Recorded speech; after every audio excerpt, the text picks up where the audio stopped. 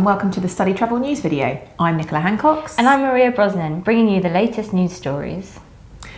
The headlines this week. Australian sector responds to TV documentary on entry standards. New US overstay rules temporarily halted. Western Australia pledges millions to sector. And much more besides. Things hotting up a bit in Australia then. Yes, that's right. The international education sector has defended itself over claims in an ABC TV documentary that university English language entry requirements are being waived, with claims that this was producing ill-prepared students and that overseas students were being treated as cash cows. Phil Honeywood, Chief Executive of the International Education Association of Australia, said the Four Corners programme ignored all of the positive outcomes for students, while Brett Blacker, Chief Exec of the English Australia, said academic entry requirements were toughened by Australia 18 months ago and many providers have voluntarily raised entry levels. Much of the programme centred around Murdoch University, where 3 members of staff claimed course failures and plagiarism were spiralling. Murdoch said its standards were consistent with national settings. Another institution mentioned, the University of Tasmania, has announced a review of its admissions process in light of the documentary.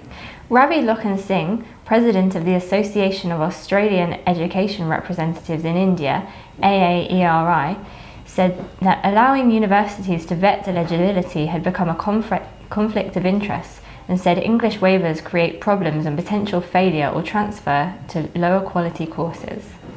To the USA next, where a federal judge has temporarily blocked the unlawful presence policy introduced last August with US Citizenship and Immigration Services following a court action by 4 colleges and 2 Chinese students. The Middle District Court of North Carolina argued that there was a reasonable chance of success for the plaintiffs and has therefore expedited a hearing for the end of the month. The unlawful presence policy is halted nationally until the hearing's decision. The August policy changed rules so that international students now accrue unlawful presence from the day a course ends and can ultimately be barred from the USA after accruing 180 days.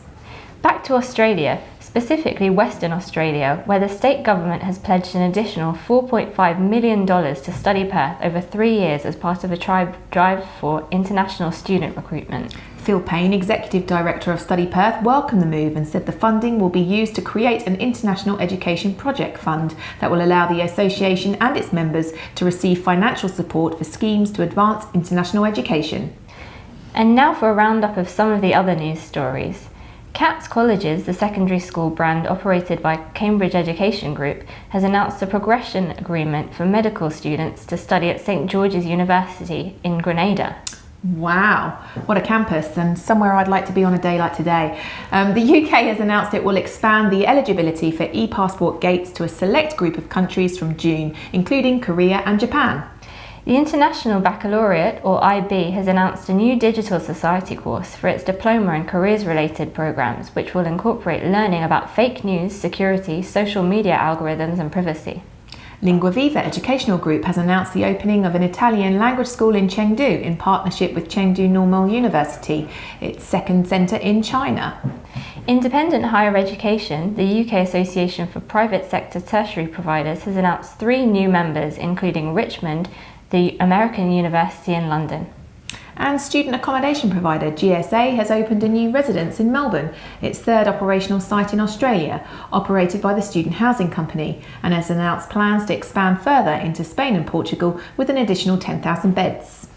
More on all of these stories on our website, as well as photos from the International House Study Abroad Conference, Agent Open Days at Bayswater, and an EduNova fam trip, plus a chance meeting with the Canadian PM. Ooh, what a dish. Anyway, thanks for watching. Goodbye.